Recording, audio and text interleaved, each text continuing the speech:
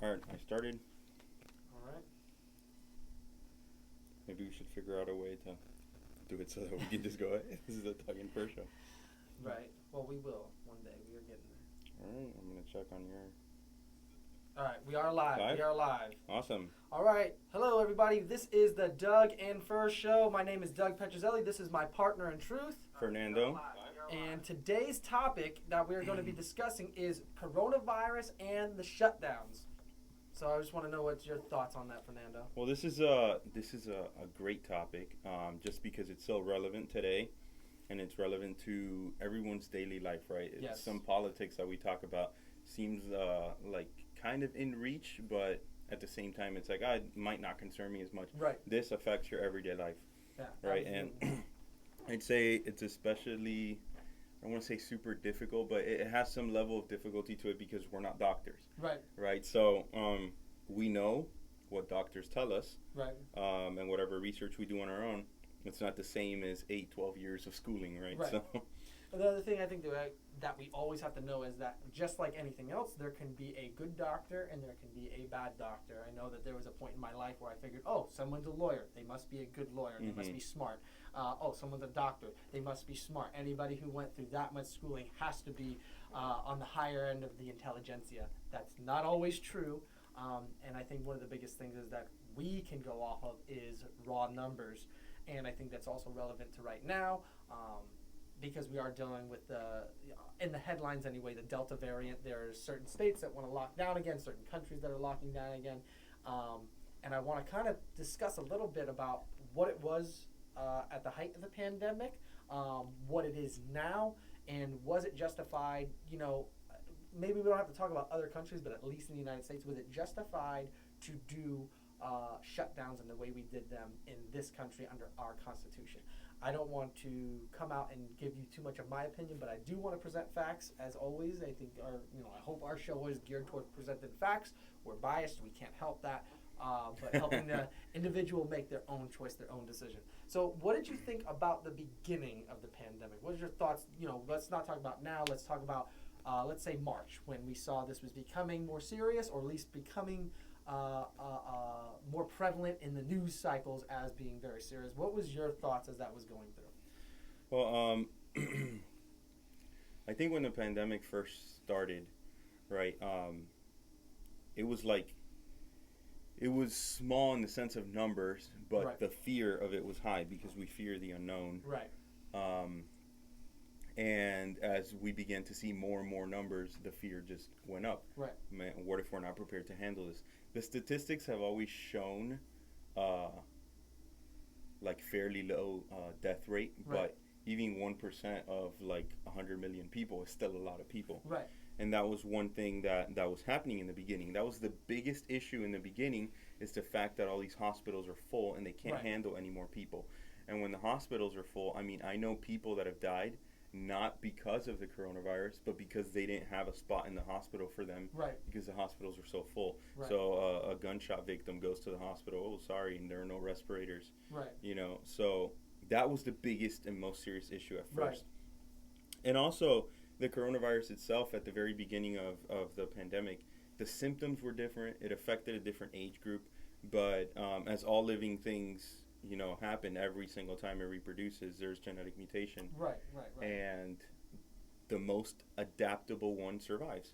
So the one that is able to reproduce more frequently and more often and in a better Right. way is the one that passes its genes. Right. So that's why we see these mutations, these variants, and that's why we're seeing, even before the Delta variant, what was happening earlier this year in 2021 was different than what was happening in March. Right. Everyone was getting it. Even my friends that are 20, 25, 30, Right. Right. they're getting it. And the symptoms were different than what was at first, like all these respiratory illnesses. Like the symptoms were more, I don't know, like loss of taste and things like Right. that, as opposed to the respiratory illnesses that you saw more in March of 2020. So. Right, right. So let's go back to the hospitals and the shutdowns, because we kind of touched on that, and I think that's a really important thing to discuss. The shutdowns were never meant to crush the virus. Like, it was never meant to stop the virus. The entire initiation of original 15 days to slow the spread, in some places like California, that's turned into 18 months to slow the spread.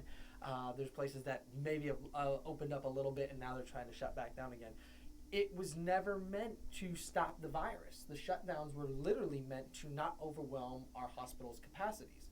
And the point being is if hospital capacities are not being overwhelmed, we shouldn't really be shutting down. What are your thoughts on that? I think that's a great point. That's exactly what I think, because I think due to the way the media is in today's world, this virus in particular has taken on a whole different persona as opposed to every different virus of the past. Right. The Spanish flu, the bubonic plague, smallpox, all of polio, those viruses, which were more deadly, much more. they weren't handled the same way that this one is, and I think that's because of the media. And I'm not talking about the media like CNN and things like that. I'm talking about the way information spreads in this world Right. Today. So in the beginning of this pandemic, right, the whole the purpose of the shutdowns, like you mentioned, was to not overwhelm the hospitals, and I think that's true. That's great, and that's what we need to do. Right.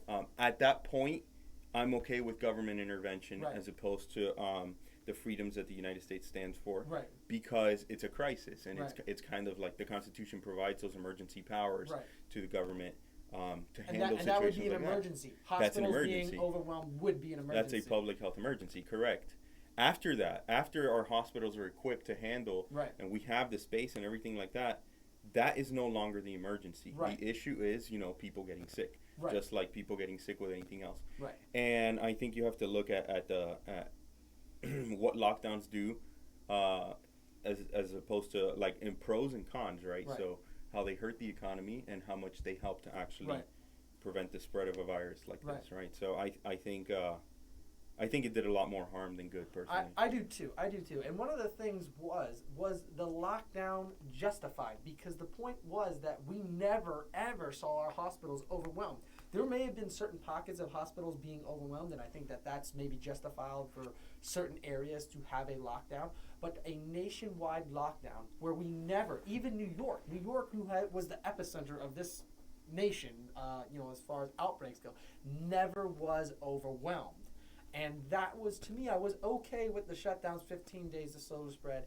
I don't like the idea of giving government control because they're very, very begrudgingly of giving it back, which we saw that very clearly.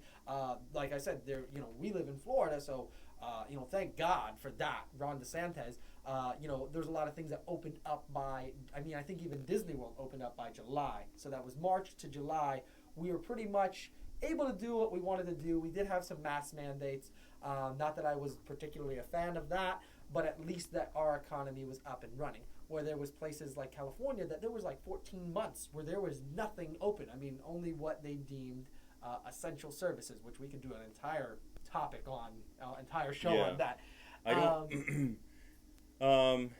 As far as the hospitals being overwhelmed in New York and stuff like that, Right. I don't know the exact statistics on that, but I do know that what you said about giving the government control, Right.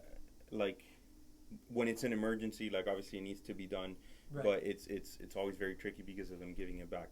Right. If you're listening to this podcast and you're on the train of thought that like, hey, everyone needs to wear masks and everything needs to be locked down, and you're listening to us talk right now, you might be a little bit triggered. You might not like what we have to say. So my approach and my perspective is to understand your point of view and to know where you're coming from. I think that where you're coming from is public safety. You Right. don't want to see people die. Right. Right. Anything that can be done to prevent that needs to be done. So I think that's your approach. The doctors come out and say that masks help to stop the spread of coronavirus. You're like, let's do it. Right. And I understand that that's where you're coming from. The lockdowns, they help to stop. Let's do it. We can save lives. Let's do it. Right. Right. And I think that's a perspective of people on that side of the Right. aisle. And I want to say that I have the same belief when it comes to saving lives. Right. Right. So I want to save lives as well. But I think that there are some important things to consider when we're saying, oh, we're saving lives. There are other things that by saying, well, let's do this to save lives, we're not considering the repercussions, which Right. might be just as bad. Yeah, because every action has an equal and opposite reaction, and we have to understand, are we willing to take the repercussions of what we do. At the end of the day, it's a risk analysis. Right. So if we do this particular action as a society, what will it do in terms of saving lives, and what will it do in terms of this? How many lives will it really save? So one statistic I saw recently was, this blew my mind. I looked at the 2019 census because they don't have a more recent one, and people in the age range of, I believe it was 20 to 29 years old, there was 45 million people Right. in the United States between the ages of 20 to 29. That was in 2019, so it's probably higher now. Right. In that same age range, 20 to 29, since the beginning of the pandemic, 2,400 have died. Okay. In that age range. In that age range. Right. So I did the math between that and the 45 million, which is higher now, and the percentage of people that have died from coronavirus in that age range was 0.005%. Right. By contrast, more people have died of pneumonia Right. in that age range. Right. So it's that's kind of where I'm going for. But that was that age range. Right. 85 up, it was 177,000 people, Right. and they're a much lower percentage. So the it varies like a Right, lot. right. I think once you hit, like, let's just say coronavirus overall at its height in the United States or even worldwide, I believe it was, it had a mortality rate of 0.5%. So 0.5% of people who died. So to give you an easy number, 1 out of every 200 people who got this thing were going to die.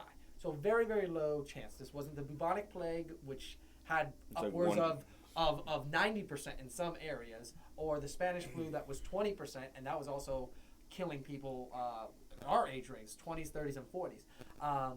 This had a little bit more of a 20% mortality rate when it came to 80 and above. Yeah, But you also which have to is- factor that it wasn't just 80, it was also 80 with pre-existing conditions, 80 and diabetic, 80 and cancer, 80 and, one of these other, harsh illnesses was typically what was taking individuals out and really, getting those numbers of death up.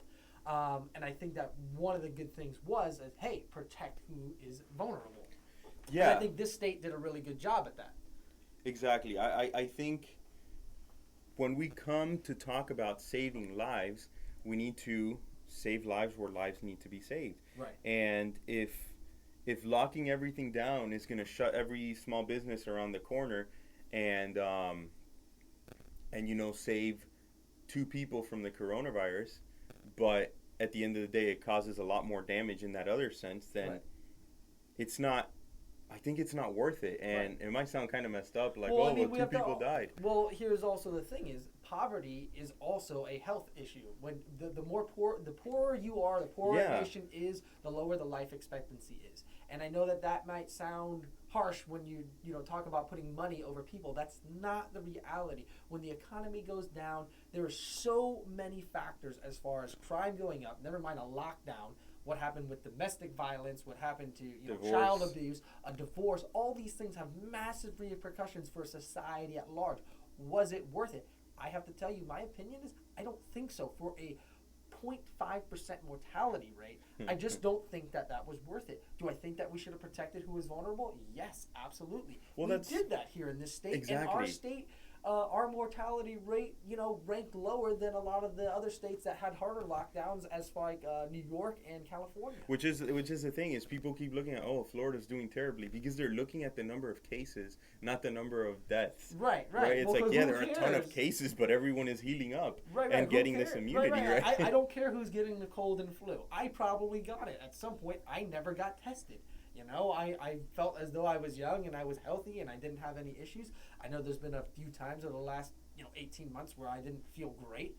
I'm sure out of all the contact that I've been around, I haven't really changed my lifestyle much. I'm sure I would have caught it at some degree or another. And look, it wasn't worth it for me to to lock myself in. Almost all of my friends have gotten it. My brother, my cousin, a bunch of friends I know personally, they've all gotten it. My wife. They've all gotten it, and I gotta say, it's not fun. They did not have a good time. It was horrible. Right. Some people it was worse than others. Right, but neither is the flu. But all of them survived. Right. So I think when it comes to looking at the virus itself, could they have stopped themselves from getting it? I think every single one of my friends that got it could have stopped themselves from getting it. They could have worn N95 masks. They could have quarantined themselves. They could have done whatever it took to not get it. But they didn't do that because in their minds, they analyzed the risk and they said, I'm probably not going to die. The most that can happen is I'll get really sick or whatever. I don't want to stay in my house all day. I don't want to do X, Y, and Z all the time. I'm just going to do this. And they analyze the risk for themselves. Right. And I think that every person should have the right to do that. Right. As long as you're not overwhelming the hospitals. Right. And I think if you decide like, hey, I'm going to go out and do this, and then you get really sick and you need to go to the hospital, and there's space for you in the hospital, you have the right to do that, and the government shouldn't tell you that you can't. Right. Right. Absolutely. So I think that's where I fall in that category. Now the government telling you, hey, you can't because we don't want you to get sick. Well, leave that to me. Right. If I want to get sick or if I don't want to get sick, that's on me. That's my choice. Absolutely. And so far as I'm not impacting others, then I should be allowed to do that. And I think that's where the other side of the aisle comes in. They say, well, you are impacting others. Because I've seen a conservative argument. And I don't know why this has become a conservative and liberal thing, but I've seen a conservative argument that I don't like, which says, "My body, my choice." Right? So they'll say like, "Oh well, I'm pro-choice. I should choose whether I want to wear a mask or not." And the argument is different because, from the liberal standpoint, or the people that are pro-mask or whatever, pro-lockdown, they're saying that yes, you want to get sick, go ahead and get sick. But by you getting sick, you're putting others at risk, and you see how the argument differs. Right. So it's not just yourself, and I think that the conservative argument, my body, my choice, is you're only thinking of yourself. You're not thinking of the others that you can get sick, right? But I would contrast that by saying, if you don't want to get sick, then don't put yourself in harm's way to get sick. Right. If you feel that much that. If you want to infringe on my rights, I would say, well, you have every right to lock yourself down. You have every right to wear an N95 wherever you go. And now that we have the vaccines, you have every right to go get the vaccine. Especially, I think that argument completely falls apart now that we have vaccines. Yeah, and so like even before vaccines, and if you wanted to say, well, I need to go out because I got to get groceries, well, you can wear an N95 mask, which is 100% effective versus the particles coming in. Sure, you can get them on your hands and stuff like that. You can wear your gloves. Right. You can wear your N95 mask. They're no longer in shortage. Right. You can order for delivery. You can do a million things to not get it. So it's not like you're going to die if you stay in your home. You can get the vaccine now. Yeah, now you can get the vaccine. Right. Exactly. So that's my counter argument to that. It's your choice whether you want to put yourself at risk or not, and your choice whether you want to avoid the risk. So it really is kind of like my choice type of deal, right? Absolutely. And I mean, especially at this point. Yeah, and I love the fact that the federal government left it up to the states, and the states left it up, or not all the states. Florida left it up to the counties. Not even the counties. I think DeSantis overruled that and he left it up to the businesses. Now. Now. At first, it was up to the counties. And then he took away emergency powers recently, and now it's up to businesses. Now it's up to businesses. So which I think is what it really should have been. That's beautiful. Like, don't get me wrong. Like, sometimes I'll go to a business and I don't like their rules or whatever, but that's their right. That's their right as a private business to do that. And I have the right to go find another business. Exactly. Or have the right to say whatever. It's not that big a deal and do business with them or not. And I think that that's where the government's place is. They should let people have the freedom to do what they want to do. Right. Absolutely. Protect our rights. And like I said, like you said earlier, if it's not overwhelming the hospital system, I think that the government has no place to infringe on rights that way. And the point is, it never happened. So I think it was unconstitutionally unlawful. That was just my opinion, my perspective. Yeah, There's an argument to say that, well, they did the lockdowns, they did the shutdowns, so that it never did happen. The hospitals never did get overwhelmed. That's something we may never know for sure. And I'll also I'll give them a little bit of grace in this sense because we've never seen anything like this. I mean, we have seen viruses and stuff, but the point is we didn't know what it was.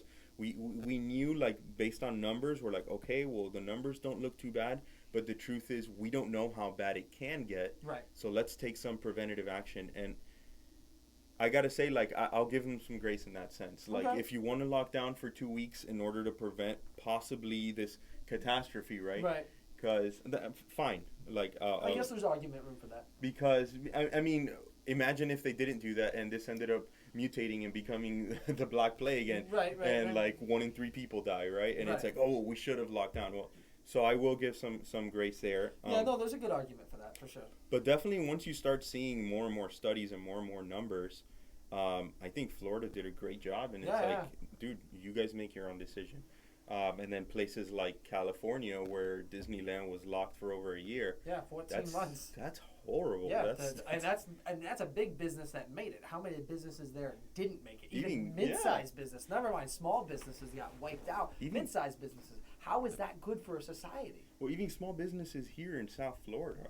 Right, there's some that didn't come back. Exactly. There's some that did not come back. They just weren't prepared to handle the loss of business. And then some other businesses thrived. Everything that had to do with online shopping and things Absolutely. like that.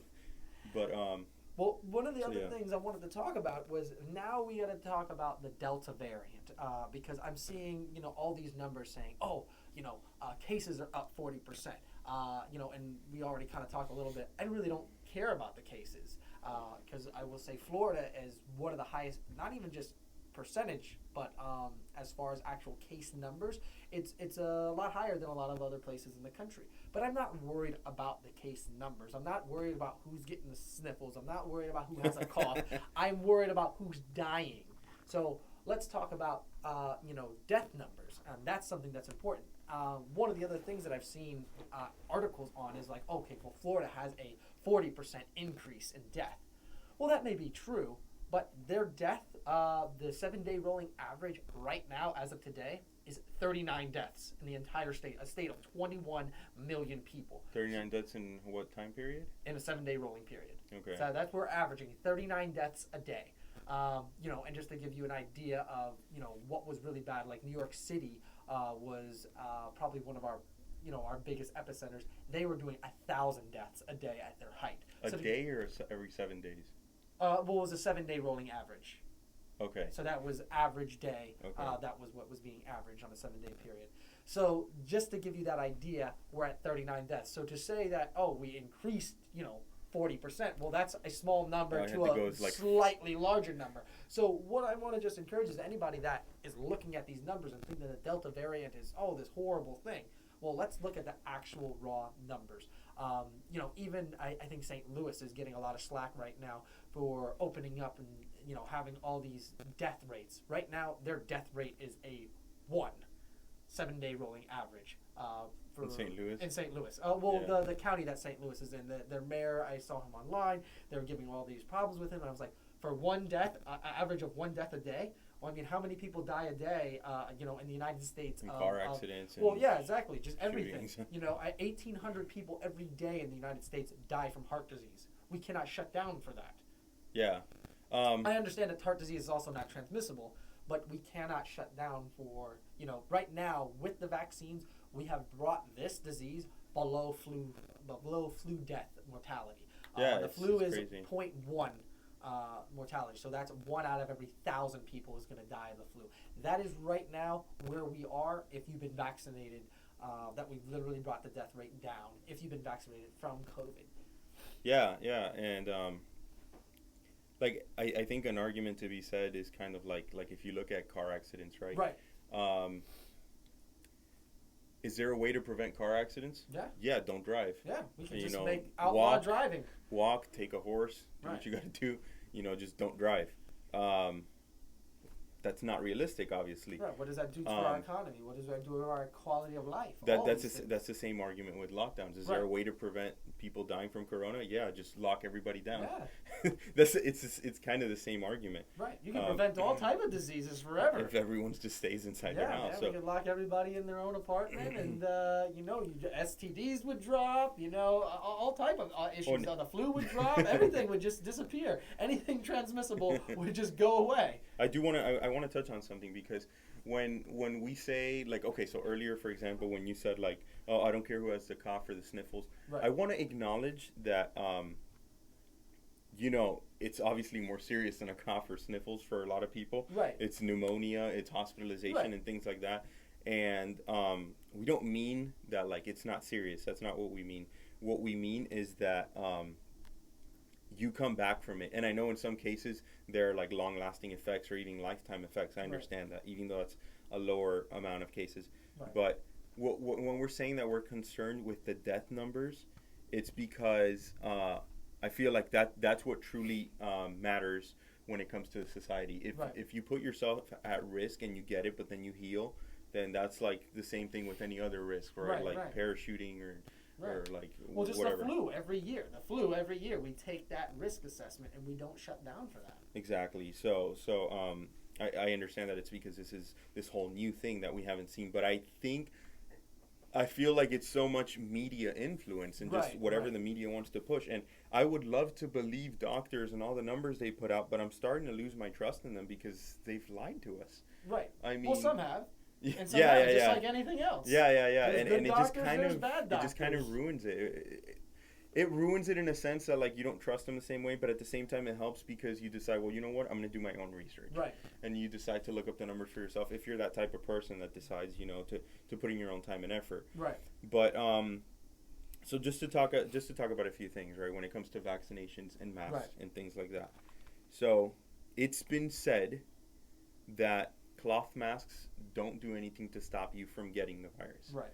Only from transmitting it. Right. Correct? Now, I don't know if that was changed later on or not, but I think that's still, according to the CDC, that's still the standard. Yeah, from the as latest. Of right now. Yes, and I even remember when the virus first came out, Fauci said, these masks don't do anything to stop you from getting the virus. Right. From transmitting. Well, he was even saying that masks in general would be... Except the N95. Well, no, at the very beginning, he said that the mask would not help with transmission at all. That was his original statement. Okay, so he was just wrong on this multiple times. And I don't want to, like, if you flip on it because you find out new things, then fine, like, that's fine. That happens in science all the time. But if you flip on it, knowing the truth originally, and you just straight up lied, like, that makes us lose trust. Well, that was the thing. He actually said that he... said that because he was afraid that everyone was going to go out and buy all the masks and there weren't going to be enough for healthcare workers. Yeah. So that to me was that political? Did you really believe that for the healthcare workers? Were you genuinely trying to make the right decision? I get that. It's just, I get that if that's true.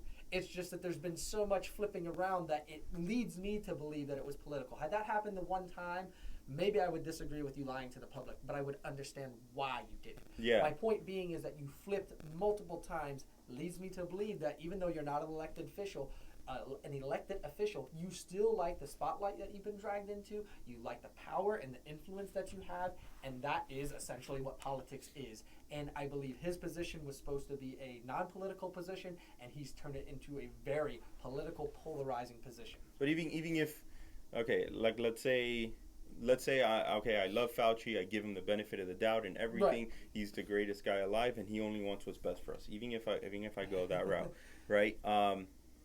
Let's look at the truth, the facts, right? So these cloth masks don't stop you from getting it, only from transmitting it, right? So when it comes to the argument that, hey, if you're vaccinated, you should still wear a mask.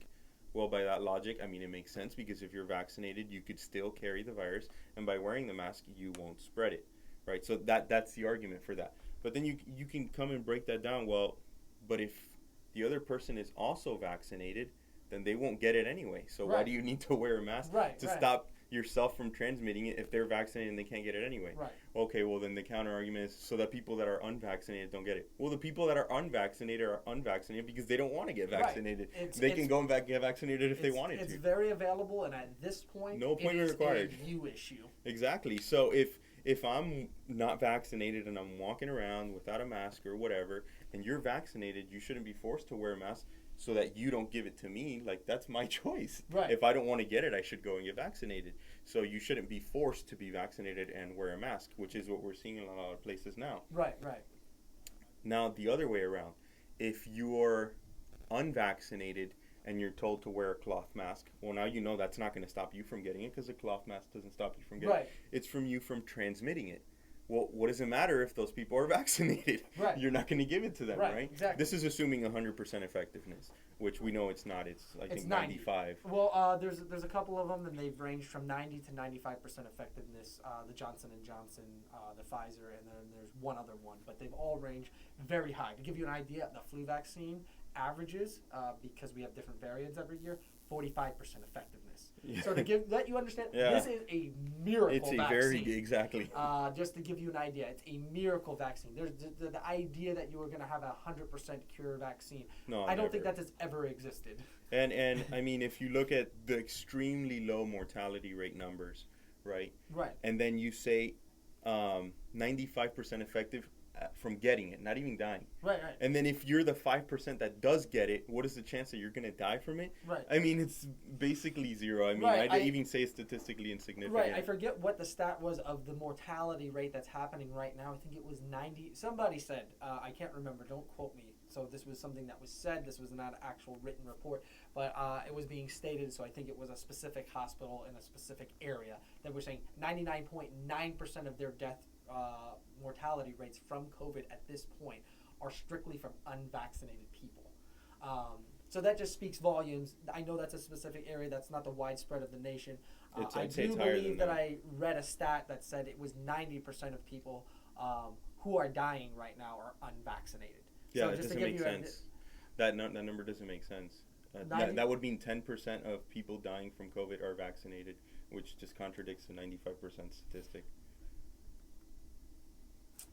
So it would have to be that 99. Higher than it is the 90. I forget what it was exactly. So I have to read into that article. The point is the chance of you dying from COVID if you're vaccinated is so low. Right. It's if you have been vaccinated. Yeah, if you have been vaccinated. Right. So I think that the fear going around this pandemic just really needs to stop. Absolutely. And now if we want to start having fear towards this Delta variant, well, we went through this once with COVID-19, right? Right, and this vaccine still applies. This vaccine still covers Delta variant. And we learned from it. So let's not make the same mistakes we made around the first time with the Delta variant. Let's be smart about it. Let's not just recreate everything we're doing. Like, well, the Delta variant is actually just more transmissible, but it's actually less deadly on its own. Yes. And the Delta variant is just another variant. The point is that you're never going to get rid of COVID. It's going to be there. It's going to be a seasonal issue, just like the flu. We were never, I mean, how many years, how many decades has it been that we've had the flu, a seasonal flu season? We can't get rid of it, and this is going to be something that we're going to have to learn to live with. There's going to be a new variant every year, more than likely. These vaccines are still going to work. The death rate's going to probably be, even lower, 0.1%.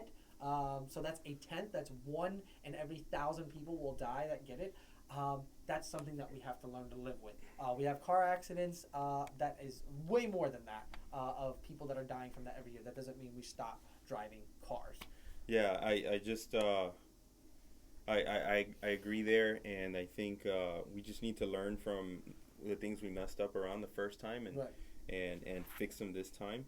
And there's definitely been this whole culture of fear that's been spread. Right. And my biggest issue with this whole coronavirus season has been just the things that don't make sense. Right. The inconsistencies, right? The whole standing 6 feet apart at an airport, but then being crammed into an airplane. Right. Just things like that, like the exit and entrance. I remember one time I was in downtown Disney, and it's like I was about to walk out of one of the stores, and one of the employees stopped me, and they said, sorry, this is an entrance only. Right. Go out that way. And it's like, okay, because of COVID, right? Well, it's like, well, now this place that you just stopped me from going through was completely empty. Now you forced me to go back around that way, interact with more people on the way, touch the handle on my way out, and possibly contaminate more people. Right. As opposed to just being like, you're not supposed to, but there's no one here, just go ahead. Right. It's the inconsistencies that don't make sense, right? Right. So I remember another time I was at Disney, and I was like, I was sitting down in an area where it's like, okay, no, you have to have your mask on unless you're actively eating or drinking and in a stationary place. So this is an area where everyone's eating and drinking. I'm off by myself. The closest person to me is at least 20, 25 feet. And I'm by myself, so I take off my mask. I'm not eating or drinking. I pull down my mask, and I'm on my phone. Somebody comes up to me and tells me, oh, no, you have to have your mask on. And mind you, I'm 25 feet from people. So I'm like, hey, and I call my brother-in-law. I'm like, can you pass me that drink? So now I'm holding the drink in my hand, and I continue doing what I was doing with my mask on. It doesn't make sense. Right. Just have some consistency. That's all I ask. Right. So just do things that make sense. And I understand like we're trying our best, but just have a little logic sometimes. Right. Think things through, and just get out of that culture of fear. Because I always say that what destroyed a big portion of our economy wasn't COVID. Everyone says, "Oh, COVID destroyed." It wasn't COVID. It was the fear of COVID. Right. Absolutely. And the willingness to give our freedoms up, which make our economy what it is. So, I mean, if you have any complaints with what we're saying, and you have anything you want to debate on, or anything that we're saying that's wrong that you really just want to talk about, just go ahead and DM us. Yeah. I Yeah, mean, we we're can going to even sign off now, so you Yeah, can't yeah, comment. we'd love to have you on. So if you have something that is something you agree with, disagree, you can call us next time. Give us a DM ahead of time, and we'll reach out to you, schedule you to have a phone call, maybe even have you on the show. But that's going to wrap it up for us here today. This is the Doug and Fur Show. Doug and Fur Show, signing off.